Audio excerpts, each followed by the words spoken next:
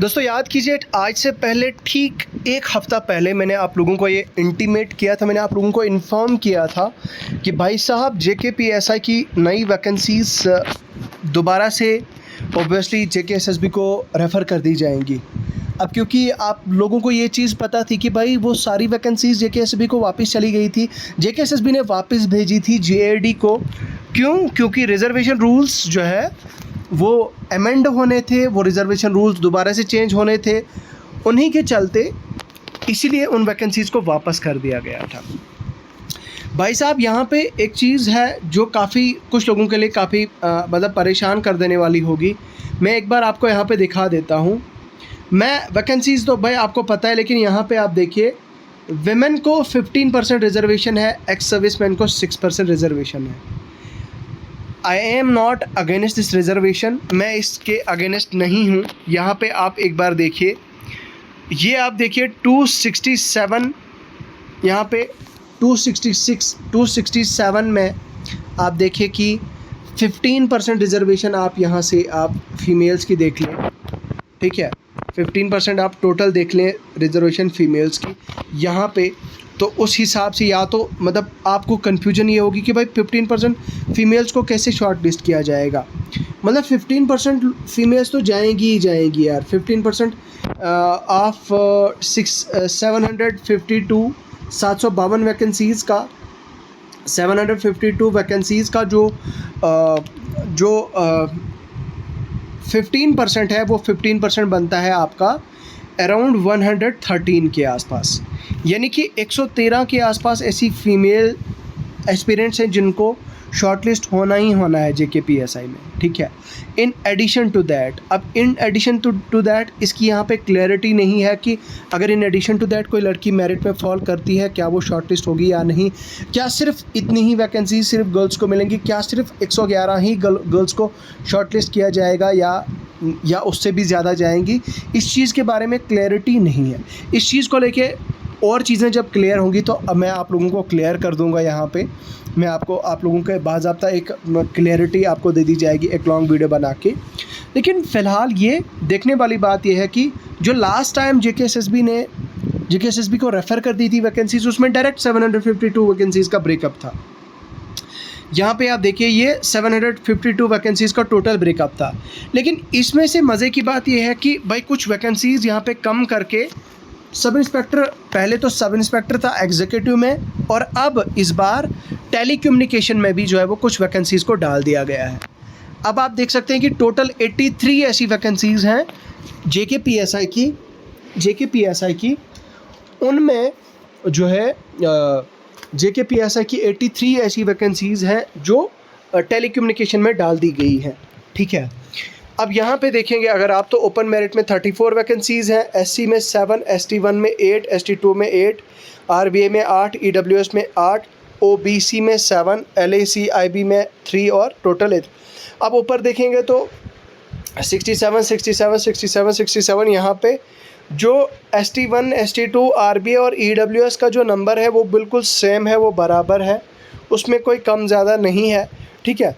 तो इनका जो वैकेंसीज़ का ब्रेकअप है वो बिल्कुल सेम है। अब ये JKSSB को वैकेंसीज़ इन शॉर्ट रेफ़र कर दी गई हैं with this reservation rules, with this sort of reservation. तो अब आप लोग जितने भी लोग ये ख्वाब देख रहे हैं JKPSI में भर्ती होने का, JKPSI सेलेक्ट होने का, या आपका अगर लास्ट टाइम नहीं हुआ, वट एवर द रीज़न्स, मतलब क्या रीज़न्स थे आपके, क्यों नहीं हुआ आपका, ठीक है।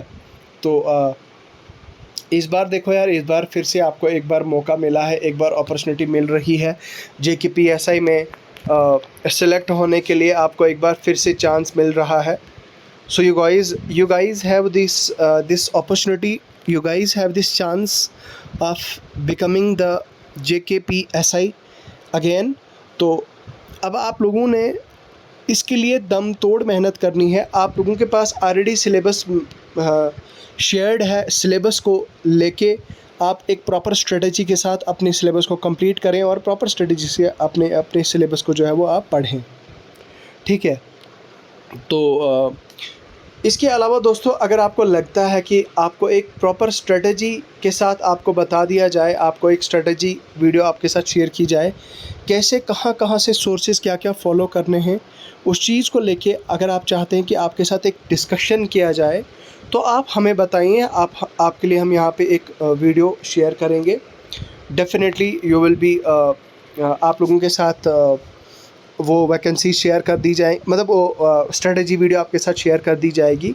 तो आप डेफ़िनेटली उस चीज़ का अगर आप बताते चाहते हैं, तो हम आपको वो नंबर, आपको वैकेंसीज़ का आपको वो वीडियो प्रोवाइड करेंगे। ठीक है। नाउ एक और चीज़ है यहाँ पे जो मैं एक स्पेसिफ़िकली एक अलग से वीडियो में बात करूँगा, लेकिन यहाँ पे भी मुझे लगता है मुझे बात करनी चाहिए।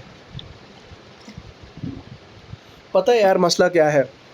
There are some of the aspirants जो ये कहते हैं कि हमें कांस्टेबल के लिए अप्लाई नहीं करना है, हमने जेकेपीएसआई के लिए जो है वो अप्लाई करना है, हमने जेकेपीएसआई में ही लगना है। ठीक है, हमें जेकेपीएसआई ही चाहिए और कुछ नहीं चाहिए हमें। ठीक है भाई, पहली बात तो ये कि ये जो आपका एटीट्यूड है, ये जो आपका ईगो है कि नहीं मेरा पिछली बार जेकेपीएसआई में कुछ मार्क्स से रह गया या फिज़िकल हो गया था क्लियर, मेरिट में नहीं आया, तो मैं अब कांस्टेबल के लिए नहीं भरूंगा, मेरा ईगो हर्ट हो जाएगा। तो भाई ऐसी अगर आपकी सोच है तो बहुत गलत आपकी सोच है। यहाँ पर आप ऑलरेडी देख रहे हो, वहाँ पे देखो एक चीज़ मैं आपको बताना चाहूँगा, वहाँ पे जो पहली रिक्रूटमेंट थी वहाँ पे 1200 वैकेंसीज़ थी, 1200 वैकेंसीज़ थी। 1200 वैकेंसीज़ में आप खुद देख सकते हैं कि कितने ज़्यादा लोगों को शॉर्ट लिस्ट किया था, 1:8 रेशो में, मतलब 10,000 के आसपास लोगों को शॉर्ट लिस्ट किया था।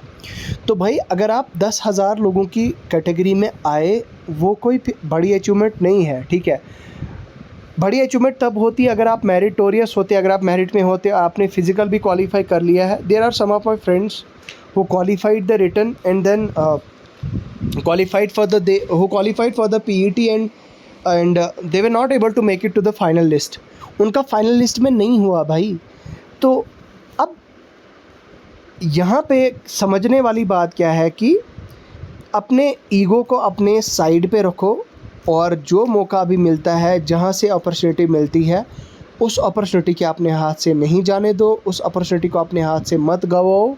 ठीक है, ऐसी अपॉर्चुनिटीज़ आपको बार बार नहीं मिलेंगी, ना मिलती हैं, ना कभी मिलेंगी और ना किसी को मिली हैं इतनी ज़्यादा मतलब अपॉर्चुनिटीज़। कांस्टेबल की आप जानते हैं कि 19 के बाद ये 4000 वैकेंसीज़ आई हैं।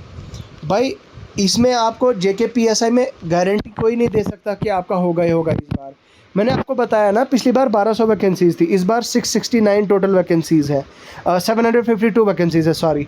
और 752 में भी ओपन मेरिट वालों का देख लो यार, 267 है, 267 है वैकेंसीज़ यहाँ पे और 35 टेलीकम्युनिकेशन की। तो कहीं ना कहीं यहाँ पे जो है वो यहाँ से एक क्लियर मैसेज दिख रहा है कि भाई कंपटीशन तो कट थ्रॉट है, लेकिन समझने वाली बात ये है दोस्तों कि कोई गारंटी नहीं दे सकता ना आपको कि आपका जेकेपीएसआई होगा ही होगा या आप क्वालिफाई कर लोगे जेकेपीएसआई। तो भाई फिर बाद में कहीं ऐसा ना हो कि आपको पछताना पड़े कि नहीं यार कांस्टेबल का पेपर तो इजी आया था, मैं तो कर सकता था या कर सकती थी, मैंने फॉर्म नहीं भरा, मैंने गलत किया, ये है वो है। तो फिर वो रिग्रेट ही पूरी उम्र भर रहता है। देखो अगर आप पढ़े लिखे हो, अच्छे खासे हो, तो आप कांस्टेबल का फॉर्म भर सकते हो भाई, आपकी इकोनॉमिकल सिचुएशन ठीक हो जाएगी। और पुलिस में भर्ती होने के बाद अगर आप पढ़े लिखे होंगे यार, तो वहाँ पे आपको और बहुत सारी अपॉर्चुनिटीज़ मिलती हैं, प्रमोशंस की अपॉर्चुनिटी मिलती हैं, आपके टाइपिंग टेस्ट होते हैं, आप प्रमोट हो सकते हो। ठीक है, तो कहीं ना कहीं अच्छा चांस आप लोगों को मिल सकता है। मैं तो कहता हूँ कि कांस्टेबल के लिए आप लोगों को तो अभी मतलब ऑब्वियसली जब आएगी वैकेंसी तो अप्लाई करना चाहिए। एंड इसमें जो है वो बहुत सारे लोग अप्लाई करेंगे और कंपटीशन इसमें भी बहुत ठीक ठाक लेवल का होगा। लेकिन वैकेंसीज़ क्योंकि बहुत ज़्यादा हैं, तो जो बच्चे पिछले कुछ टाइम से स्टडीज़ के साथ ऑन टच हैं, जो पढ़ रहे हैं पिछले टाइम से, तो उनको तो बहुत हाई चांसेस हैं कि उनका शॉर्टलिस्ट हो जाएगा।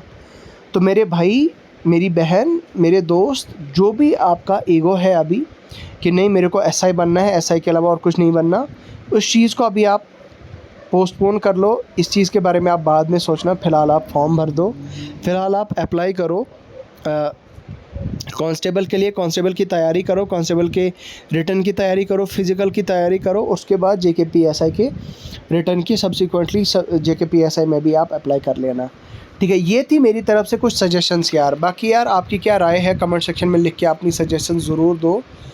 तो आप हमारे टेलीग्राम चैनल का पार्ट बन सकते हैं, आप हमारे टेलीग्राम चैनल को ज्वाइन करो। ठीक है, टेलीग्राम चैनल का लिंक आपको वीडियो की डिस्क्रिप्शन में मिल जाएगा। और हमारे यूट्यूब चैनल को सब्सक्राइब करो, वीडियो को लाइक करो, शेयर करो। तो चलिए अभी के लिए फ़िलहाल इतना ही है। खुदा।